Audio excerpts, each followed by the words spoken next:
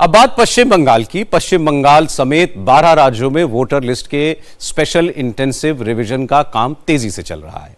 चुनाव आयोग के आंकड़ों के मुताबिक पिछले 20 दिनों में बंगाल में 7 करोड़ 64 लाख से ज्यादा वोटर्स को एसआईआर के फॉर्म दिए जा चुके हैं। मतलब पश्चिम बंगाल के कुल 99.75% वोटर्स के पास फॉर्म पहुंच चुके हैं और इनमें से करीब आधे 3 करोड़ 77 लाख वोटर्स ने अपने फॉर्म भरकर ऑनलाइन अपलोड भी करा दिए हैं। लेकिन बंगाल में एसआईआर का विरोध अब भी जमकर हो रहा है। आज सैकड़ों बूथ लेवल ऑफिसर्स ने कोलकाता में एसआईआर के खिलाफ प्रोटेस्ट मार्च निकाला। इन बीएलओज का आरोप है कि एसआईआर की वजह से उनके ऊपर काम का दबाव बहुत ज्यादा है। 3 बीएलओज आत्महत्या कर चुके हैं। क्योंकि प्राइमरी टीचर्स की ड्यूटी भी बीएलओ के तौर पर लगी है, इसलिए प्रोटेस्ट में शामिल कई लोगों ने कहा कि वो एसआईआर के काम में लगे, इसलिए स्कूलों में बच्चों की पढ़ाई पर भी बुरा असर पड़ रहा है। कोलकाता में बीएलओज ने कॉलेज स्क्वायर से लेकर राज्य के मुख्य चुनाव अधिकारी के दफ्तर तक प्रोटेस्ट मार्च किया। इसके बाद वो सीईओ के दफ्तर में ही धरने पर बैठ गए। प्रदर्शनकारी बीएलओज का कहना था कि चुनाव आयोग ने बिना किसी तैयारी के प्रोसेस शुरू कर दी। कई जगह ऑनलाइन फैसिलिटी नहीं है, कहीं इंटरनेट नहीं चलता। ऐसे में टाइमलाइन के अंदर काम पूरा करने का उन पर बहुत दबाव है। बीएलओज के इस प्रेशर के हवाले से ममता बनर्जी और राहुल गांधी ने भी एसआईआर की प्रोसेस पर निशाना साधा था। चुनाव आयोग को बीएलओज की मौत का जिम्मेदार बताया था। आज बीजेपी ने राहुल गांधी और ममता बनर्जी को जवाब दिया। बीजेपी के सांसद सुधांशु त्रिवेदी ने कहा कि एसआईआर पर सवाल उठा रही ममता बनर्जी और राहुल गांधी को बांग्लादेश के बॉर्डर पर जाकर देखना चाहिए। वहां की तस्वीरें देखने पर पता चल जाएगा कि देश को एसआईआर की जरूरत क्यों है।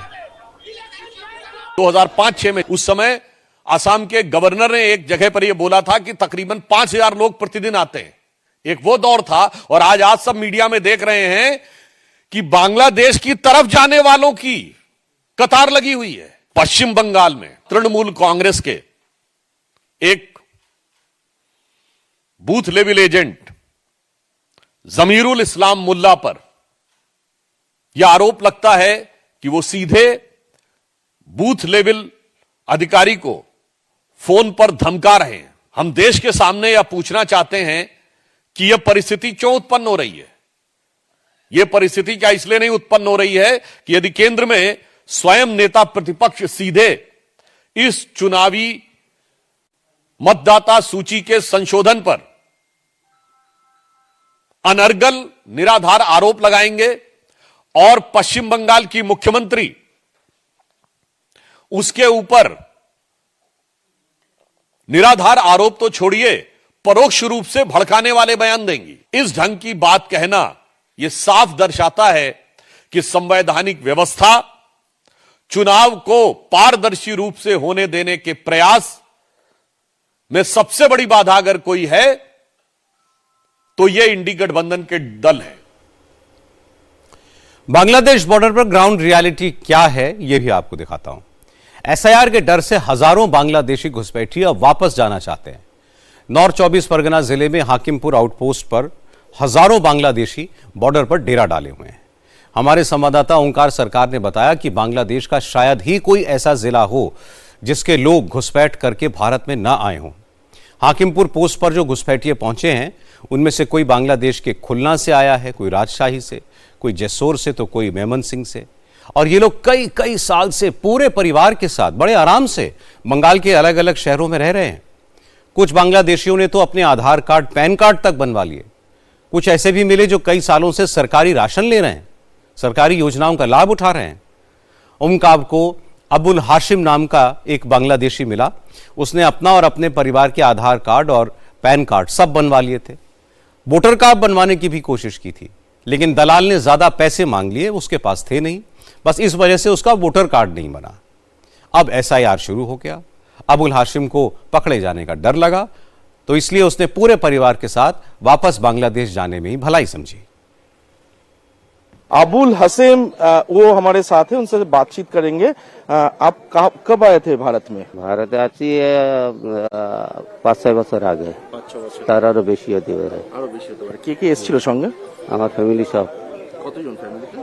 আমার ফ্যামিলিতে যে সময় আইছিল ওই সময় 2-3 জন, 2 জন ছিলাম। ছেলে ছিল 3 জন ছিলাম। अच्छा, आपके पास आधार कार्ड है ना? हाँ हाँ। Pan card? হয়েছে। तो ये आधार कार्ड पैन कार्ड कैसे बना? कैसे কি রকম করে বানালেন?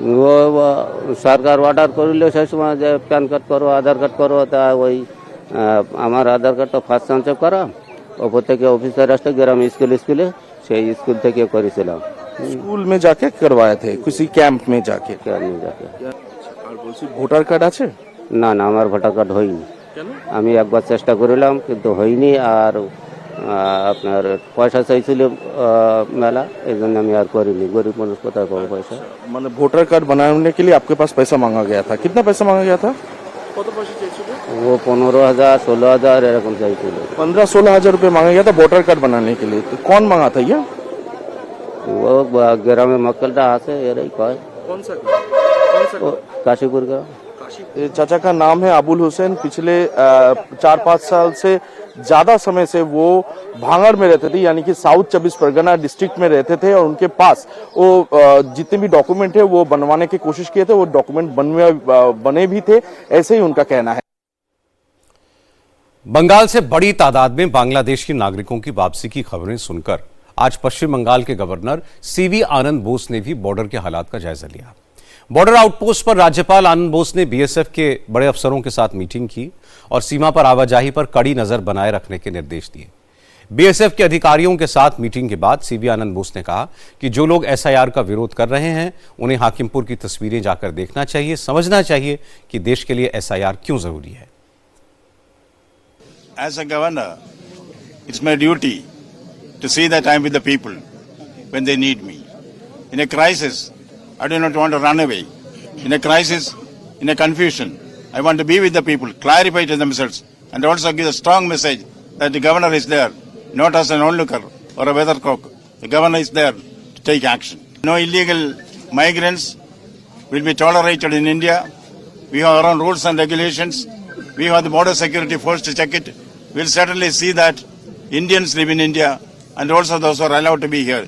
Illegal immigration is resented and will be strongly resented, and the BSF is strong enough to guard our borders. India is strong enough to unearth any fake identity card or any fake attempt to enter into our territory and live here without valid permit from this nation.